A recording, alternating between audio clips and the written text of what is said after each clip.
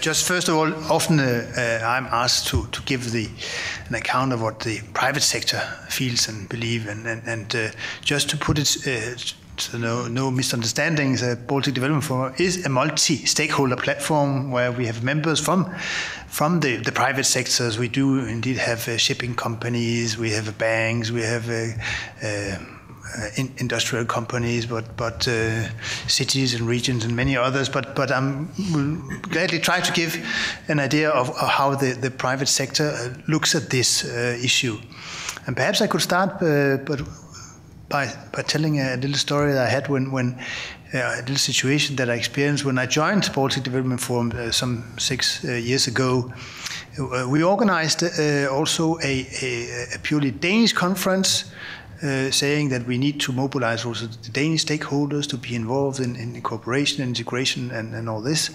And we invited the Danish Ship Owner Association, which some of you might know is a very strong organization, both in Denmark but also internationally, since Danish ships are sailing, I think, with 10% of world shipping in goods and containers with Maersk.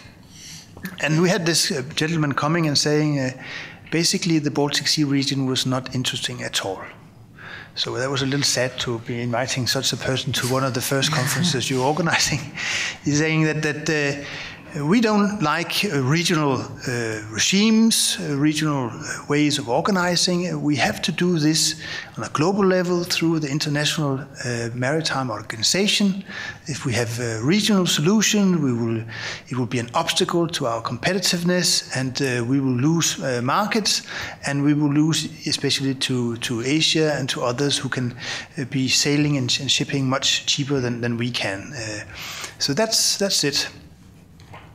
So recently I had some talks with Danish shipping companies, and this time it was another story I got, which was a more encouraging one, in the sense that they're saying that almost saying that blue growth is a new black in the Baltic Sea. They were saying that this is extremely important area, important arena. What is happening now in the Baltic Sea region could, in many ways, be guiding the development in other parts of the world, even.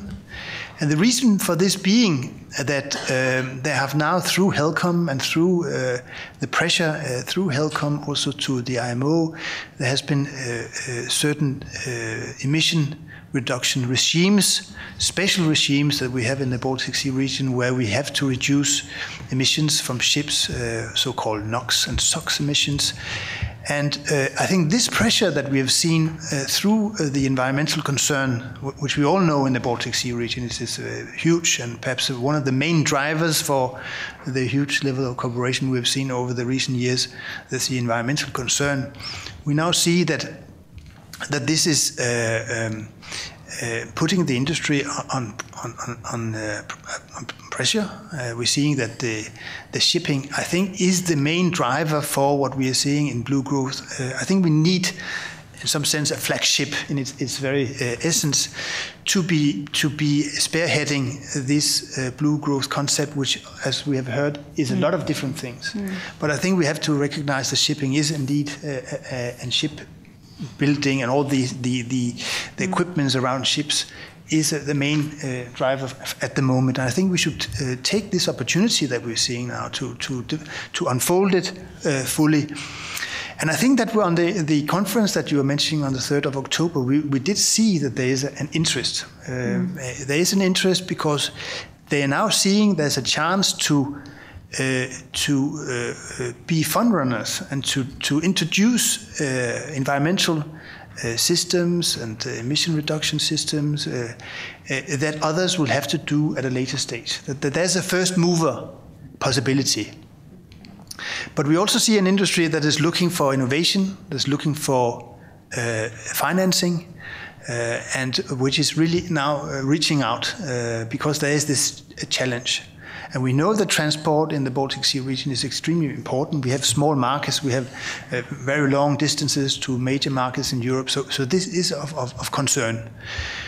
We also see at the same time that national governments are starting to formulate national blue growth or maritime strategies. Perhaps not so broadly defined as you have done in the Commission, but Denmark released one half a year ago, I think, perhaps less. We heard that Schleswig-Holstein has made one several years ago, now updating it. We heard that Schleswig-Holstein and Hamburg is now working together, positioning, of course, Hamburg and Kiel as a major hub. We hear that in Finland, due to these emission reduction system, that now is being a national strategy defined. I heard last week that also in Sweden there's some thinking going on. So to my mind, we have many of the right conditions at the moment, and I think we should really take these opportunities and put blue growth as a top priority in our EU strategy, because if we don't do it, I think we will be a little tone deaf. Because there is a real driver, and the sea is, of course, a common denominator that we have. It is the most obvious area to cooperate with. And I think that blue growth is combining what is needing the sustainability, so that means all the environmental concerns with opportunities, and I think that is indeed the right way to go about it. Just to tell some other experience that I hear at the moment, I was at a conference last week, BSR Stars project. We had a presentation of the clusters that we have in our region, and they are indeed some of the strongest ones that you have even on a global level. So I think also from this perspective that there's a chance to have a closer cooperation between these clusters. And I think we should do whatever we can to involve them and to support the driver that you are spearheading with the Commission proposal. I can also tell you that earlier this week we had a meeting of the investment promotion agencies of the region, and we have asked them what sectors do they prioritize. And they have said that the maritime sector is indeed one of the sectors. And they are now starting to become more interested in promoting this part of Europe as a common hub, a common area where you have many of the competences, you have many of the industries that are needed. And it is perhaps not so difficult to combine forces in our region, because many of the competences are complementary and not just competing. That we have competences in Norway with, of course, offshore industry in oil and gas. We have strong competence in fisheries. We have offshore in wind, and we have also in shipping areas. So I see very optimistically towards the future of this sector, and I think that it is something that we should show that we are able to combine cluster cooperation, innovation, funding, and go with the industry, which is asking for such cooperation at the moment, because they are under pressure. They are fearing that they will lose competitiveness, and we need to help them overcome the challenge. So I think that is indeed very important. What I also hear from the industry is that there is a little danger that the emission reduction systems or regulations might cause a transfer of transport modes. And we would like to see transport on ship, but they're saying that some are just grabbing the opportunity to move transport on roads. So this is also a concern that we need to find ways to address. I don't know whether I answered the three questions that you asked for, but I just say that I am very optimistic about this, and I think that we should put this high on the agenda. Actually, just the last thing is that the conference that we organized on the 3rd of October, I think, was a good way to promote cross-sector cooperation, because we invited HELCOM to come and tell what they're doing together with the Commission, together with the industry. And I think there is a need to bring people out of their sectors, and I think that was a useful illustration. We had a very positive feedback from the event, and actually the initiative that we took started. The idea was launched at the annual forum and the BDF summit last year. So I think that it shows that we are setting in motion new ships, so to say, in the sea. And I think we should push it a little further. And I think that it will be something that could combine this region in a very good way. Thank you very much. Thanks, Ask. But looking to the future, what other initiative, what more can we do in order to ensure really an involvement, more investment by the private sector looking to the blue growth?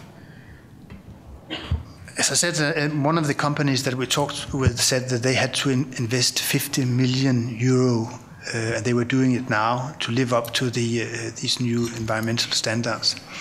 I mean, this is for one company in the Baltic Sea region a significant amount, and I think that